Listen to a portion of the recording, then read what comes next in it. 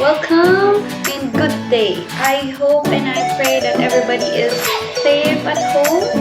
So I come up with this kind of YouTube channel because everybody is experiencing lockdown. But I believe amidst of what's happening right now, learning must continue. You agree with me? So if you agree with me, please subscribe on my channel, Teacher D TV, and do not forget to like. Okay, so this video I am going to show you today is the discussion of our module 2 in elective mathematics. This is especially made for my students Alexandrite and Amazonite. For all of you students, if you have some questions, you may leave some comments below, and I'm going to try myself. I'm gonna do my best to answer that all.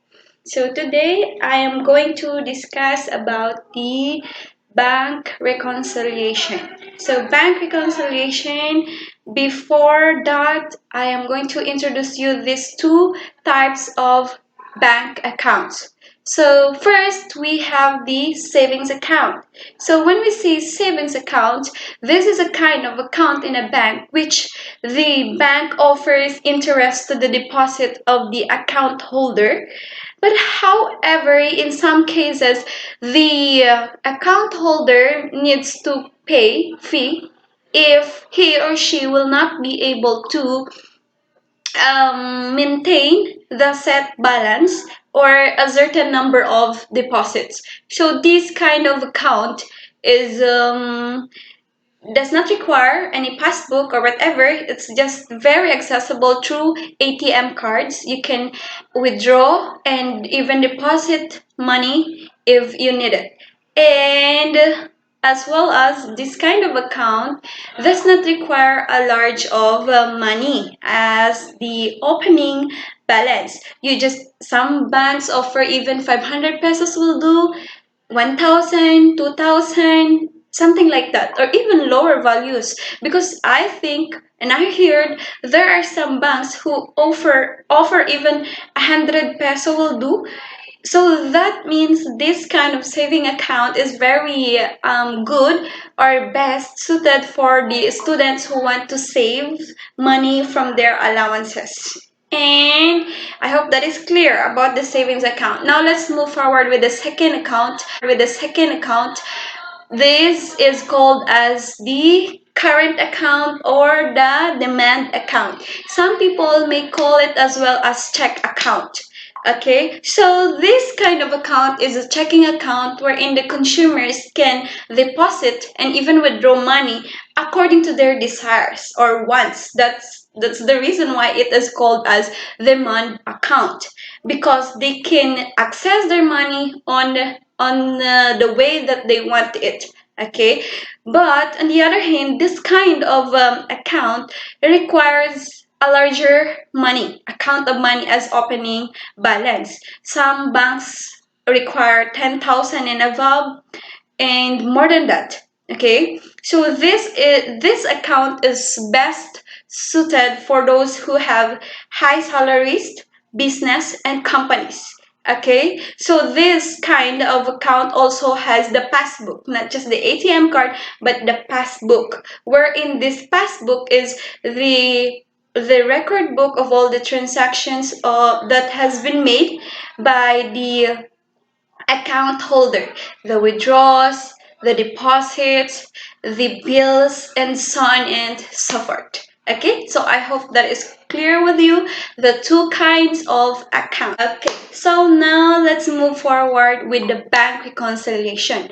What is a bank reconciliation? So a bank reconciliation, guys, this is for example, there's a certain company who invested money in a certain bank.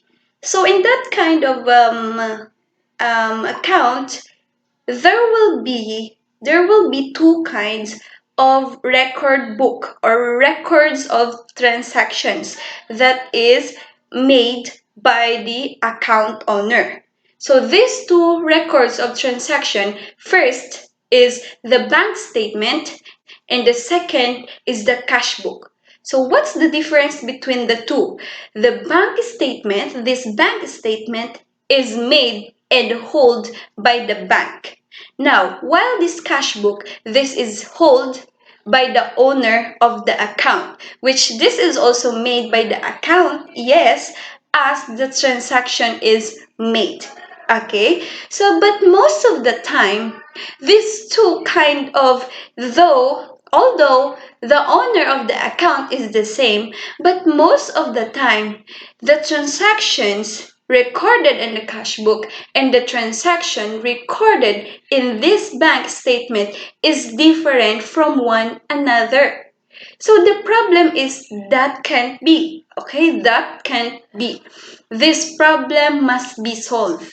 And the process in solving or in making these two records of transaction equal is the what we call bank reconciliation. Okay, so did you get it? Did you get that? So the bank reconciliation is the process of verifying the two transaction records, the bank account and the cash book. Okay, so now let me just first tell you something why that things happen. Why that why does the reality happens that these two transaction record is different from one another? Why that case happens? Because three reasons. First, the omission. What is the omission? It is the transaction that is made by the account holder that is not recorded by the bank account but recorded in the cash book, or vice versa. It could be recorded in the cash book but not recorded in the bank statement. Vice versa. Okay, again, vice versa. It could be recorded in a cash book but not in the bank statement, or recorded in the bank statement but not in the cash book. So that's the first reason. Maybe there will be missing receipt. That's the reason why. Or there will be something like the bounce checks or the outstanding checks, something like that. So now another reason is the date or the time. So second reason is the date or the time. This is the transaction has been made and recorded in the bank statement and in the cash book. But the problem is they got the different date or different time. That differences in time or date of the transaction is not accepted to be as compatible with the two records of transactions. Okay, so that means we need to fix that as well. And the last thing or the last reason is that the error that has been made maybe by the bank statement or by the cash book, either of the two. It could be a typographical error or what. For example, the transaction is a credit of 7,050 pesos, but as the counter entered or encode that information, he or she got it wrong. So, for example, he entered 7,005 instead of 7,050 pesos. So that is an example of error. Why the bank statement and the cash book is not compatible or the same with each other. First, the omission again. Second is the time or the date of the transaction. And lastly is the errors of both transaction records.